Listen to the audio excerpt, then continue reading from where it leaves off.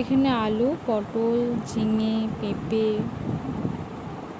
বরবটি সব একসঙ্গে কেটে ধুয়ে নিয়েছি। তো এটা তোমরা আলাদা আলাদা করে কেটেও ধুতে পারো, আমার একসঙ্গে কেটে ধোয়া হয়ে গেছে।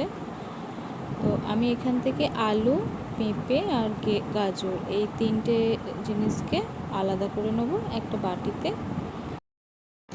এরপর ওই বাটিটা তোমার গ্যাসে চাপিয়ে তার মধ্যে 1 গ্লাস জল দিয়ে তাকে খানিকটা সিদ্ধ হতে দেবো।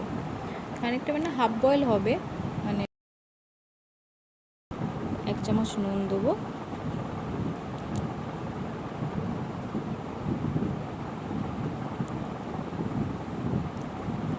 এটা আমরা সিদ্ধ হতে দেবো, খুব বেশি নয়, একটু হলুদ দিলাম, বেশি হলুদ দেবে না, অল্প একটু হলুদ দেবে। এরপর যেটা করণীয় হচ্ছে, এরপর আবার পটলগুলোকে, মানে আমার এমন একটা কাজ হয়ে গেছে একসঙ্গে মিশে গিয়ে, আবার এই পটলগুলোকে আমি আর একটা জায়গায় পাত্রে আলাদা করব। শুধু পটলগুলোকে, আর অন্য কিছু নয়, পটলগুলোকে আলাদা করে রাখবো।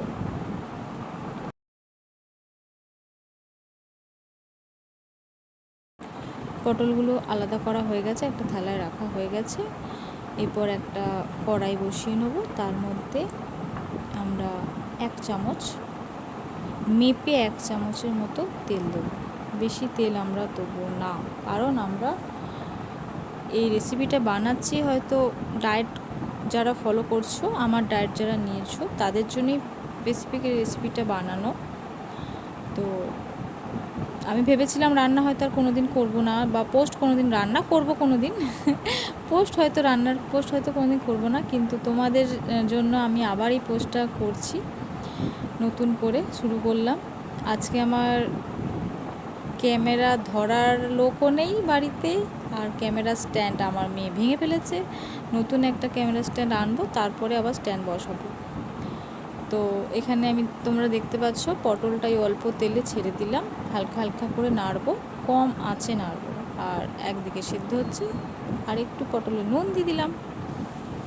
নুনটা দিলাম এই কারণে, যাতে পটলের যেটুকু জল থাকে সেই জলটা একটু বেরোয়, আর যাতে কড়াটা ধরে না যায়। পটল এখানে খুব বেশি পটল ভাজা হবে না, তবে পটলের যে স্মেল থাকে একটা, সেই স্মেলটা বেরিয়ে যাবে, আর খুব সুন্দর একটা পটল ভাজার যেমন টেস্ট হয়, এটাতেও সেই একই টেস্ট তোমরা পাবে। বারবার নাড়বে আর কম আঁচে করবে, যেহেতু অল্প তেল আছে, যেহেতু আমরা হেলদি লাইফস্টাইল তৈরি করার জন্য এই রান্নাটা তৈরি করা হচ্ছে, যাতে তোমরা সুস্থ থাকো।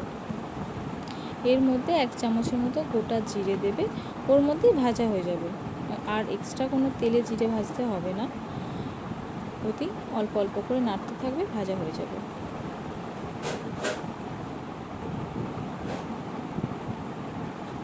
এরপর আরেকটা কাজ করতে হবে, এর মধ্যে 1 চামচ নুন আর একটু দিয়ে দেওয়া হলো, কারণ প্রথমে অল্প দেওয়া হয়েছিল। এরপর হচ্ছে এই পেস্টটা হচ্ছে আদা, জিরে, গোলমরিচের পেস্ট। গোলমরিচটা যে যেমন ঝাল খায় সে তেমন দেবে, আলাদা করে গোলমরিচের গুঁড়োও লাস্টে দিতে পারো।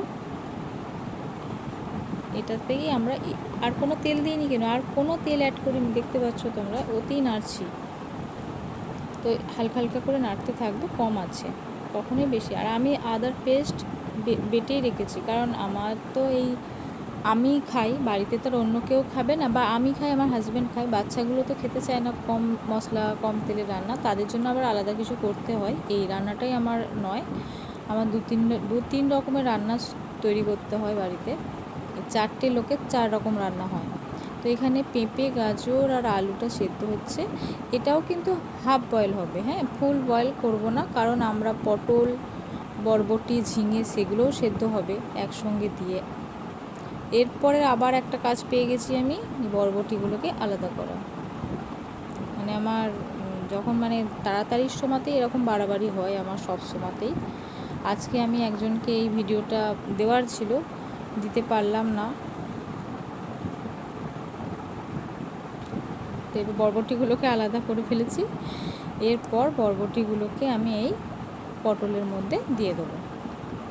বরবটিরও দেখবে একটা কীরকম একটা স্মেল থাকে কাঁচাতে, তো একটু ভাজা হয়ে গেলে বরবটিগুলো স্মেলও চলে যায়, মানে সেই স্মেলটা ভালো লাগে, সেই বরবটির খেতে ভালো লাগে। তো ওই জন্য এই পটলের সঙ্গেই আমি নাড়বো। প্রথমেই দেবো না, কারণ বরবটিতে প্রথমে দিলে আরও তেল দিতে হতো। তো প্রথমে যেহেতু পটলটা ভেজে নিয়েছি ভালো করে অল্প তেলে, এরপর এখান থেকেই আমার এটা ভাজা হয়ে যাবে। কম আছে নাড়তে থাকবে, আর যেহেতু নুন দেওয়াই আছে ওই জন্য ওর থেকেও খানিকটা ময়েশ্চার যে জলটা আছে সেটা বেরোবে। ওই করতে করতেই নাড়তেই দেখবে ভাজা হয়ে যাবে। আর কিছু পেতে গেলে কিছু তো দিতে হবে, বিসর্জন, তো সেই রকমই কিছু একটা ভেবে নাও। এরপর আমার এই হাফ বয়েল গাজর, পেঁপে, আলু এর মধ্যে অ্যাড করে দিলাম।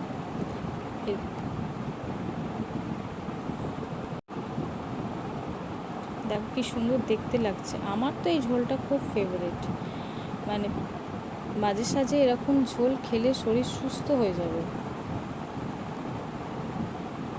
আর মানুষ এত আনহেলদি লাইফস্টাইল মানে তৈরি করে ফেলেছে, সব কিছু এত বেশি অয়েল দিয়ে খেয়ে। তো যাই হোক, এরপর আমি একটা চাপা দিয়ে দেবো। এই চাপাটা কম আছে জিনিসটা হবে অনেকক্ষণ ধরেই হবে। আর অলরেডি আমার আলু, পেঁপে, গাজর হাফ বয়েল হয়ে গেছে।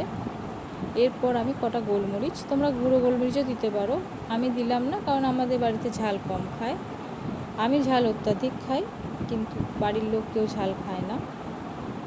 গোলমরিচটা দিয়ে দিলাম। গোলমরিচ গুঁড়ো দিলে এতে টেস্ট আরও ভালো হয়, তো আমি গোলমরিচ গুঁড়োটা দিতে পারলাম না, তোমরা গোলমরিচ গুঁড়োটা দেবে। আর বাটার সঙ্গে ছিল কটা গোলমরিচ বাটা, তো সেই হিসাবে আমি আর গোলমরিচ গুঁড়োটা দিলাম না, ঝাল বেশি হয়ে যাবে।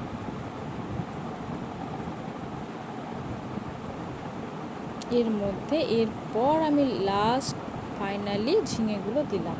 ঝিঙে প্রথমে দিলে খুব গলে যায়, সেই ঝিঙের কোনো গুণ আর বেঁচে থাকে না, তার জন্য ঝিঙেটা লাস্টে দেওয়া। আর এই প্রসেসেই ঝোলটা বানাবে, তবেই প্রত্যেকটা খাবারের গুণাগুণ বজায় থাকবে। এরকম ঝোল বাড়িতে সবাই খাও, কিন্তু হয়তো সবাই হয়তো কষে ভেজে, ঝিঙেকেও অনেকে ভাজে, পেঁপেকেও অনেকে ভাজে, যেগুলো ভাজার নয়, মানে ভাজলে তার গুণাগুণও চলে যায়, টেস্টও কমে যায়, তবু অনেকে তেলে ভাজে, আমি দেখেছি, অনেকজনকে দেখেছি। তো সেগুলো ভাজার প্রয়োজন হয় না। এরপর ফাইনালি আমার হয়েছে। হলুদ যদি তোমাদের মনে হয় একটু কম লাগছে একটু দেবে, খুব বেশি হলুদ দিলে কি হলুদের একটা স্মেল থাকে, আর সবজিগুলো নানা রকমের কালার থাকে, আর তোমার হলুদ দিলে কি সব হলুদ রং হয়ে যাবে। সেই জন্য আমি এই তরকারিটাতে, এই স্যুপটাতে, হেলদি স্যুপ বলো, ডায়েট স্যুপ বলো, ভেজিটেবল স্যুপ বলো, যে কোনো কিছু বলতে পারো, তো এটাতে আমি একটু হলুদ কমই দিই। দেখো অনেকটাই হয়ে এসেছে। এরপর দুটো কাঁচা লঙ্কা দিয়ে দিলাম। প্রথমে দিলে কি হতো, লঙ্কাটা গলে গিয়ে ঝোলের সঙ্গে ফুটে ঝাল হয়ে যেত ঝোলটা, তোমরাও চাইলে প্রথমেই দিয়ে দিতে পারো। ঝিঙেগুলো গলতে আর একটু দেরি আছে, গলে গেলেই আমি ঝোলটা আমার অলমোস্ট ডান হয়ে যাবে। একটু 5 মিনিট চাপা দিয়ে 5 মিনিট আমি রেখে দেবো।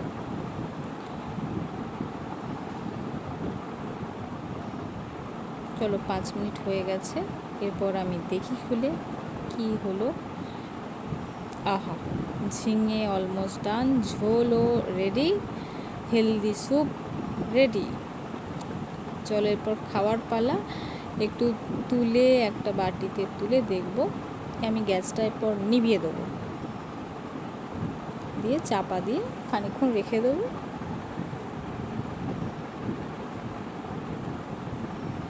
এরপর তোমাদের তুলে দেখাই, কারণ ভাত এখনও তৈরি হয়নি, ঝোলটাই আগে করলাম।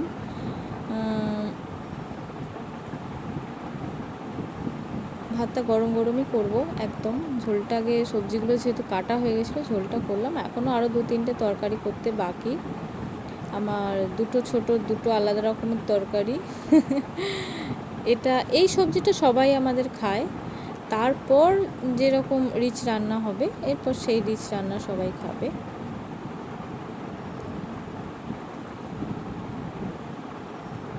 পাতলা পাতলা ঝোল, গরম ভাত আর লেবু লঙ্কা, আহা এখনই খেতে মন করছে। কিন্তু ভাতটা তো করতে হবে, করি আগে তারপরে। অনেকে ভাবে যে সারাদিন রিলস বানায়, সারাদিন এই করে ওই করে, এই পোস্ট করে ওই পোস্ট করে, রান্না কখন করে? রান্না করি বাবু, বাড়ির সব কাজ করি। কাজের লোক থাকলে কি হবে? কাজের লোকও তো মাঝে মাঝে কামাই করে। দেখো ঝোলটা কেমন লাগছে দেখতে, দারুণ লাগছে না? খেতেও অসাধারণ, খেতে অসাধারণ খেতে। একবার করে বানিয়ে খেয়ে ফেলো। চলো, ভালো লাগলে অবশ্যই লাইক কমেন্ট সাবস্ক্রাইব করবে, ফেসবুক থেকে দেখলে ফলো করবে। আজকের মতো টাটা, আসছে অন্য কোনো ভিডিও নিয়ে।